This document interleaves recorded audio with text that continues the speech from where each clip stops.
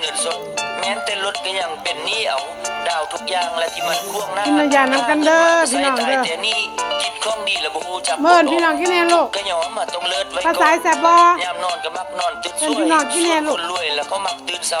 อันกินเหล้า เป็นพี่น้องกินแน่ กินแต่เช้าฮอดค่ำแล้วแม่นคนทุกข์มักสนุกและเที่ยวไปวัดๆเงินมันสั่งมันละค่อยห้าเอาไม่ชีวิตบ่ค่อยมีเป้าหมายต่างกันหลายกับคนมีเงิน ทำใหญ่ๆกินโปมๆเด้อพี่น้อง บ่เสียเวลา กิน กับอบายมุข ทำใหญ่ๆ บัดคนทุกข์เรื่องกินเป็นใหญ่มักใส่ใจแต่เรื่องไฮซ่าละมักโลมักละละหานเหล้าหานเบียร์เสียเวลาเนี่ยบ่มีประโยชน์มักโพสต์และแม่ซื้อหวยเสียงดวงบ่ค่อยเป็นห่วงเรื่องอนาคต อันนี้ มี ล่ะ เท่าใดกินหมดบ่เหลือเอาไว้บ่มักใส่ใจ อยาก ระห เล ว่าง ย ชีวิตชอบ มากินร่วมกันซื่อๆดอกพี่น้อง อยู่ไปวันๆละ ทั้งหลานทั้งน้องทั้งลุง เป็นประจำแล้วแม่ทั้งวงกินเหล้าบ้านเพิ่นเมาแล้วคุยโวโอ้อ้วนวันตัวๆแล้วเพิ่นหาวอย่าสู้ ทุกอย่างนี่ล่ะ ซ้ำตุ้มอย่าบ่เจียมสังขารลูกเมียมันสิกินหยังกะซ่า อันนี้แหละเพิ่นต้องน้อย สั่งแตกต่างกับคนเข้าห่างหมีหมดปีก็ซุ่มแซวเทื่อนึงเงินดามสลึงเข้ากับห่วงกะแห้งอันคนจนผ้าจะมาเลือกตามแม่นสิ่งทดแทนและแม่สุราปาปิง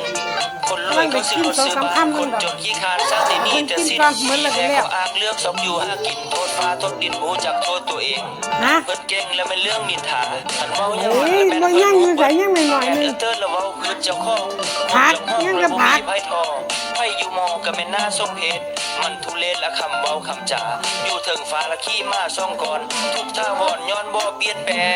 งโอ้เขาบ่มักมากคนทุกยากและมักอ้วนมักสูงการแต่งตัวต้องรู้ไว้ก่อนเน้นเงินผ่อนแล้วบ่จ่ายเงินสดแม้แต่รถก็ยังเป็นหนี้เอาดาวทุกอย่าง แต่บ่ พ่วงหน้าห้าเงิน แต่บ่พี่น้อง ใส่ตายแต่นี่คิดของดีแล้วบ่ฮู้จักอดออก แต่เพียงบ่มานี่ ก็ยอ มา ต้อง พี่น้อง เลิศ แซ่ ไว้ บบ่ ก่อน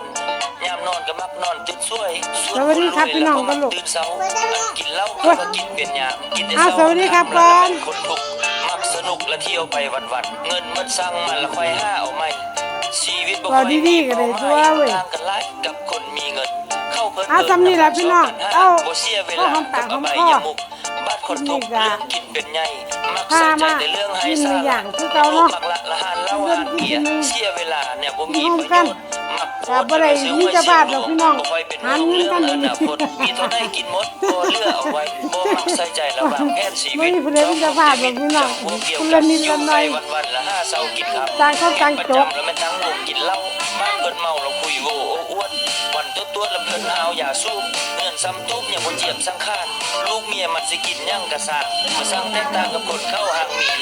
หมดปีก็ซุ่มแซวเทื่อนึงเงินดามสลึงเข้ากับห่วงกะแห้งอันคนจนห้าจนตะเลือกตามแม่นสิ่งทดแทนและแม่สุราปาปิงคนรวยเขาซื้อรถซื้อบ้านคนจนขี้คร้านสร้างแต่นี่แต่สิ้นดีแท้เขาอ้างเลือกสอบอยู่หากิน แซ่บๆจ้า ติด แซ่ หู บๆ จักโทษตัวเอง อันเพิ่นเก่งแล้วมันเรื่องนินทาอันเว้ายังมาแล้วแม่นเพิ่น